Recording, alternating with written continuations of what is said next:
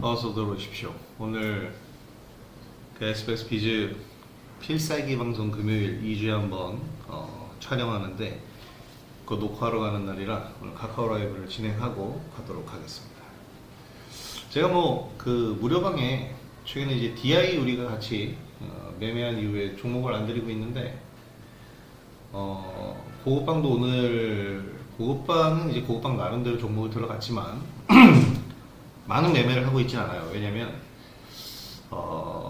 굳이 주말 끼고 그렇게 넘어갈 때 많이 종목을 가져갈 필요가 없기 때문에 주말 보고 나서 다음 주에 대응해도 되기 때문에 그냥 준비해야 될 거 몇 종목 정도만 고급방도 이제 매수를 해놨습니다.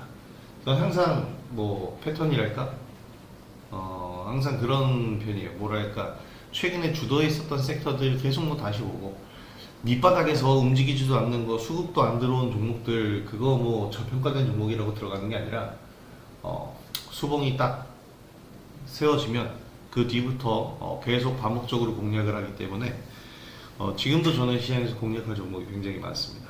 그래서 고급방에서는 일단은 오늘 해놔야 될 종목들을 좀 잡아놨고 이제 다음 주를 노리는 전략을 지금 세워놨는데 생각보다 시장이 탄탄하고 강해서 그래도 굉장히 안심이 됩니다.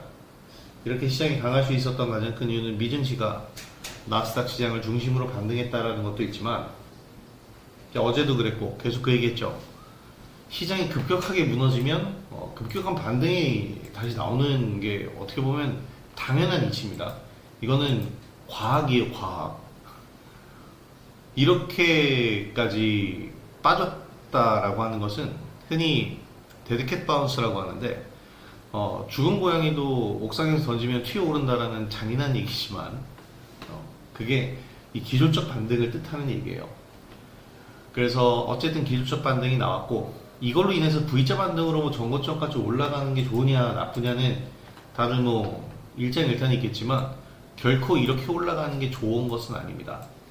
왜냐하면 항상 이렇게 또 올라가면 급하게 올라가는 거기 때문에 급격한 매도 물량을 출회시킬 수 있기 때문에 가장 좋은 것은 언제나 정상적인 흐름이 제일 좋아요. 이렇게 비정상적으로 떨어졌기 때문에 이제 반등은 좀 빠르게 나오겠지만 그게 비정상적인 또 반등 흐름이 빠르게 나오는 게 아니고 빠른 반등 뒤에 정상적인 흐름을 찾아가는 것, 이게 이제 가장 중요한 이제 흐름이 될 겁니다. 그렇죠. 기간 조정 어느 정도 하면서 자 여기 바닥이야 이제 여기 이상은 떨어지면 안 돼라고 시장에 좀 인식을 좀 시켜주고 그 모양이 나온 다음부터 이제 서서히 또 이게 어저께 얘기 드린 매집과 침체 구간이 같은 라인이다라고 얘기 드렸는데 바로 그런 부분들이 여기서 이미 이제 나오기 시작을 할 겁니다. 자, 그런 관점에서 이제 오늘 시장을 이렇게 편안하게 보고 있는데 사실 오늘 오전에 종목을 저는 항상 매 순간 종목을 돌려보고 있기 때문에 오늘 오전에도 이제 관심 종목을 좀 뽑아봤는데 전선주들이 눈에 띄죠. 당연하게도 가온전선 제가 항상 요즘 최근에 계속 보고 있었던 건 가온전선이었고 그 다음에 이제 뭐 보자고 한다면 대한전선이 있겠고 LS 같은 경우는 사실 LS를 그렇게 보진 않았어요. 왜냐면 LS의 자회사가 가온전선이기 때문에 가온전선을 좀 더 눈여겨봤죠. 근데 이 가온전선 자체는 사실 이 LS전선의 자회사이기 때문에 LS전선의 그 효과를 그대로 봤습니다. 그래서 LS를 보는 게 아니고 LS를 보자고 한다면 가온전선을 보는 것이 맞습니다. 그래서 제가 지금 이런 흐름들을 생각을 해보면 접근 가능성을 봤을 때 리스크적인 측면을 봤을 때 오늘 전선주들을 공략하는 게 맞느냐 아니면 좀 지켜보는 게 맞느냐의 관점이었고 거기서 저는 전선주들 관심은 가졌지만 이게 너무 원자재 테마성이에요. 그러니까 지금 뭐 흥구석유라든지 이런 종목들처럼 전쟁 상황 때문에 뛰어오르는 그런 원자재는 아니고 전력 설비가 부족하기 때문에 노후화된 전력 설비를 바꾸기 위해서 전선주들이 이제 좀 지금 실적이 부각이 되는 거고, 그러다 보니까 이 전선에 대한 수요량이 증가해서 그래서 원자재인 구리가 지금 수요가 너무 많아서 가격이 폭등을 하고 있습니다. 원자재 가격 상승은 맞지만 전쟁이라든지 이런 지정학적 리스크가 아니고 산업의 발달로 인해서 이제 이 원자재가 부족한 거기 때문에 어떻게 보면 반도체 수요량이 부족한 것과 동일한 내용이잖아요. 그래서 어떻게 보면 좀 긍정적인 내용일 수 있는데 2차 전지도 마찬가지였어요. 전기차가 한창 붐을 일으키고 있을 때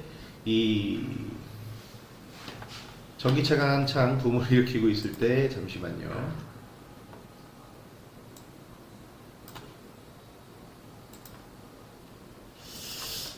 항상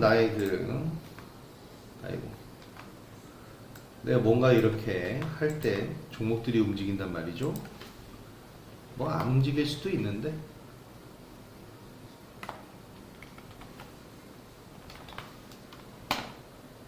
일단 고급방 매도 사인 하나 드리고 이렇게 진행하겠습니다.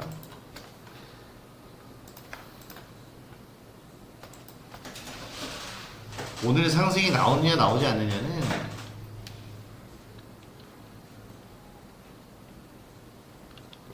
사실 그렇게 중요하다라고는 생각하지 않아요.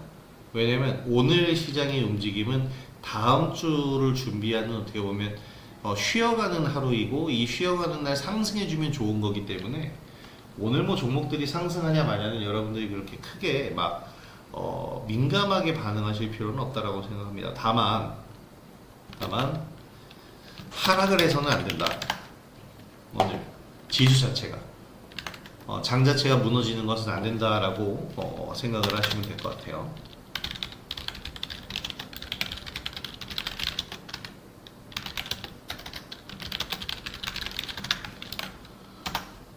자, 카카오 라이브 참여하신 분들 1번 한번 올려볼까요? 소리 잘 들리나요?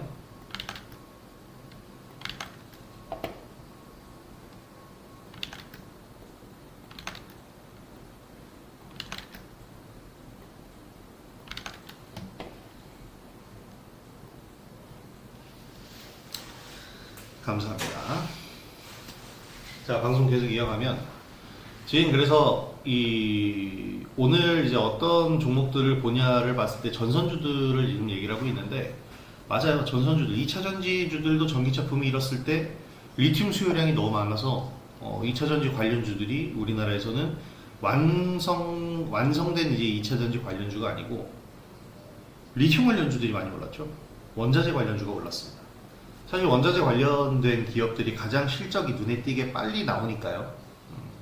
그래서 에코프로랑 에코프로 BM을 비롯해서 금양, 미래나노텍 등등등 이 원자재 관련주들이 많이 올랐는데, 지금 이 구리 가격 오르는 것도 마찬가지예요. 근데 이게 얼마나 이제 지속성이 있을까라는 측면으로 봤을 때 저는 사실 구리 가격이 오르는 것은 그 지속성이 있을 것이다라고는 생각을 하지를 않습니다. 전선의 교체는 뭐 한계가 있을 것이고, 그래서 이거는 사실 누가 이렇게 정확하게 판단해 줄 수는 없어요. 어느 정도나 이제 전선을 전부 다 뜯어내고 다시 까느냐, 이런 문제에 대해서는 지금 쉽게 판단을 내릴 수 없지만 긍정적인 건 확실합니다. 노후 전력망 전부 설비 교체해야 돼요. 우리나라가 아니고 북미 지역에 엄청난 규모가 될 거고, 이에 대한 실적적인 부분이 이미 그렇게 좀 만들어지고 나오게 될 겁니다. 그래서 이제 재룡정이라든지 변압기 관련주들이 날라갔잖아요. 그런데 이제 이 구리 원자재 가격에 대해서는 제가 워낙에 이 변동성이 심한 걸 알기 때문에 오늘 전선주를 쉽게 들어가지는 않았습니다. 근데 사실 2구 산업이 가장 대장주거든요. 그러니까 2구 산업이 가장 어떻게 보면 구리 관련해서는 직접적으로 연관되는 기업이고, 2구 산업 말고 또 하나를 보자면 풍산이 있어요.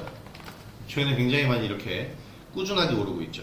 이런 종목들은 솔직히 그렇게 재미가 있는 종목은 아니고, 2구 산업 같은 경우에는 변동성이 또 굉장히 심하고요. 그래서 전선주들이 그 대안으로 지금 가고 있는데, 사실 오늘 제가 안 본 이유는 또 하나가 있습니다. 뭐냐면 사실 대원전선이 대장이거든. 근데 얘가 지금 대장주인데 이제 과열 구간에 들어가서 움직임이 없어요. 그래서 이제 오늘 저는 전선주를 다음 주에 보려고 했던 겁니다. 그런데 오늘 움직여줬는데 사실 오늘 움직인다 해도 별로 그렇게 크게 이상함을 느낄 단계는 아니고 자연스럽게 기술적으로 상승할 수 있는 날이다. 이 구리 관련해서는 제가 어저께도 무료방에도 쭉 얘기를 드렸을 거예요.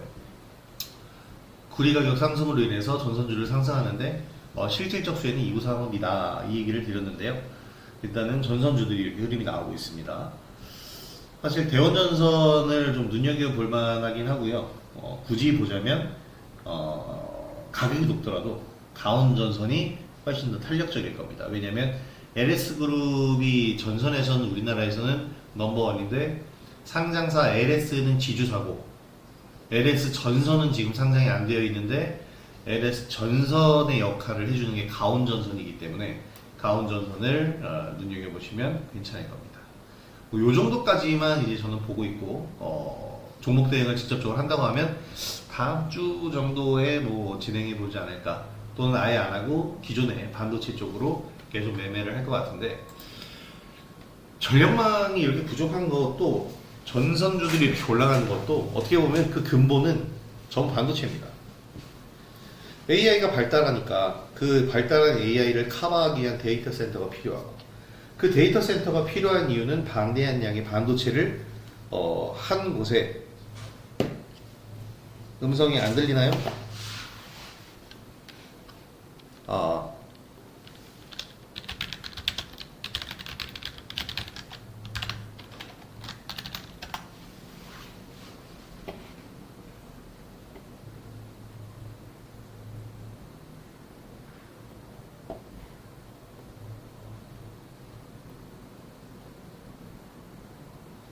이상한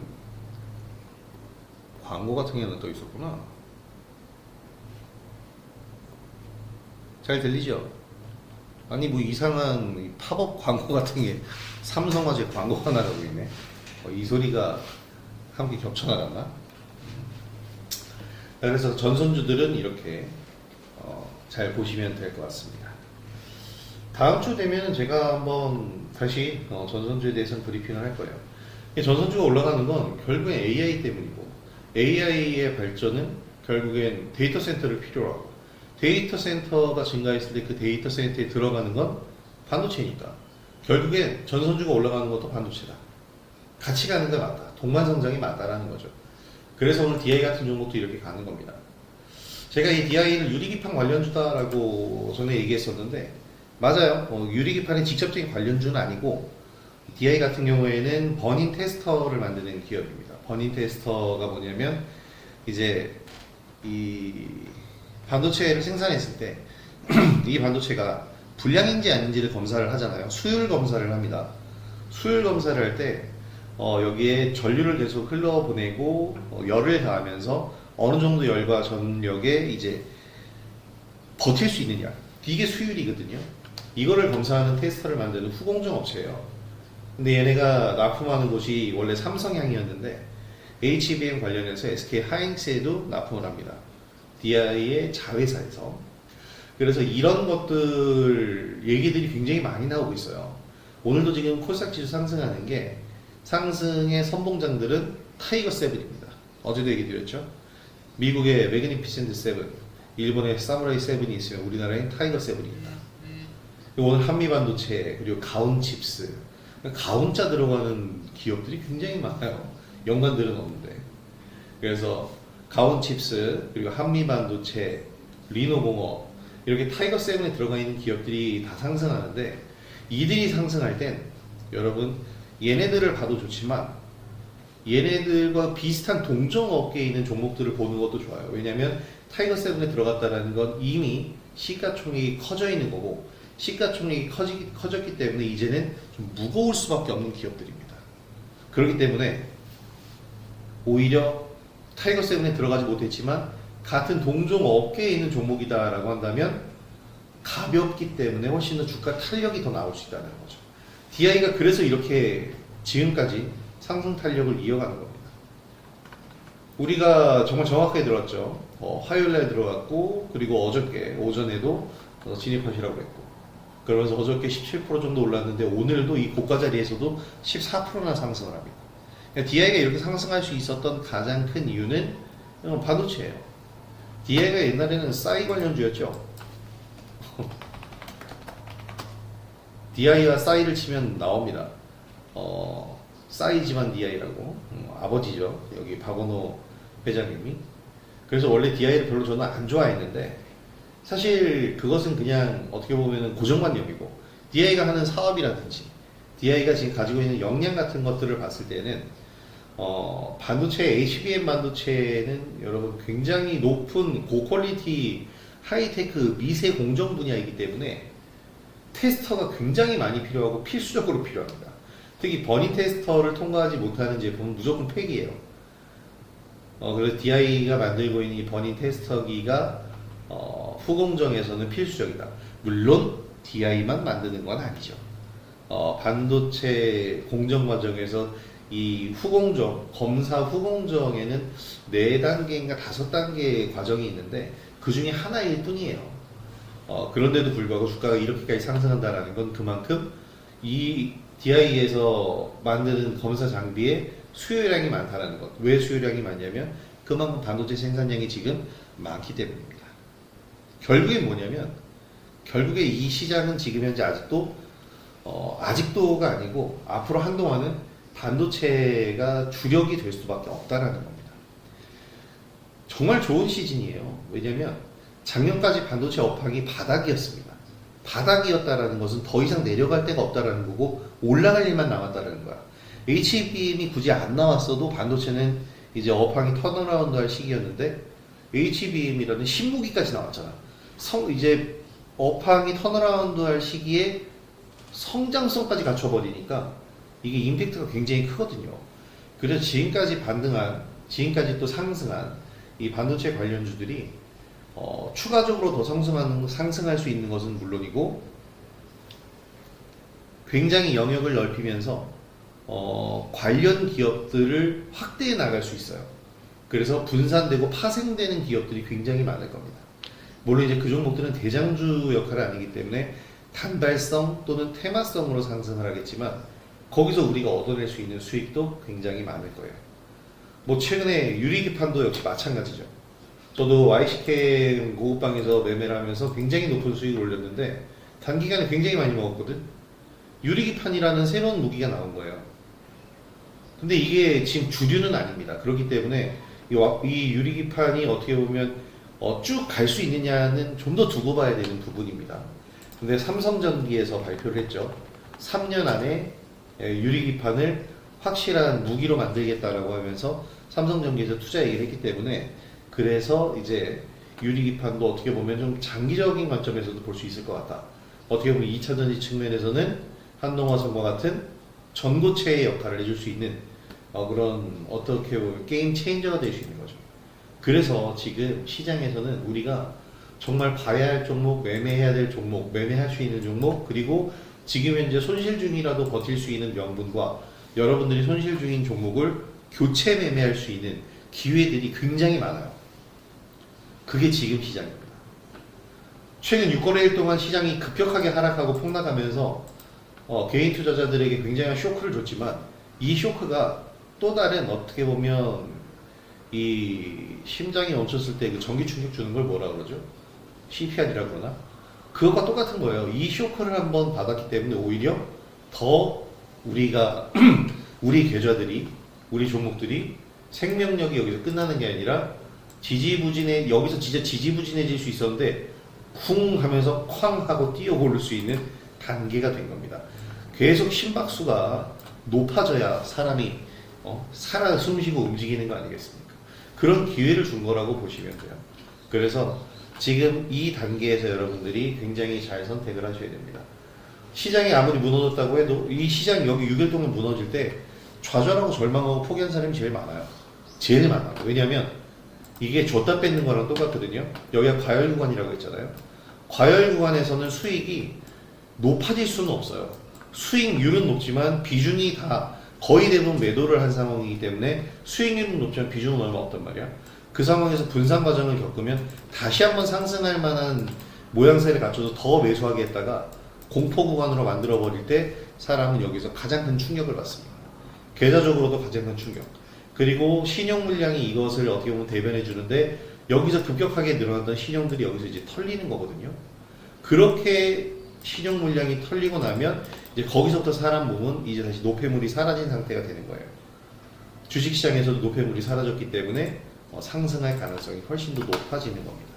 그래서 지금 이 시장을 여러분들이 잘 판단하셔야 되는 건 어쨌든 급락장이 오건 하락장이 오건 조정장이 오건 지금 시장에서 벗어나실 이유가 없다라는 겁니다. 좀 전에 제가 뉴스 기사 하나 올려드린 게 이제 전쟁 상황에 대해서 얘기를 했죠.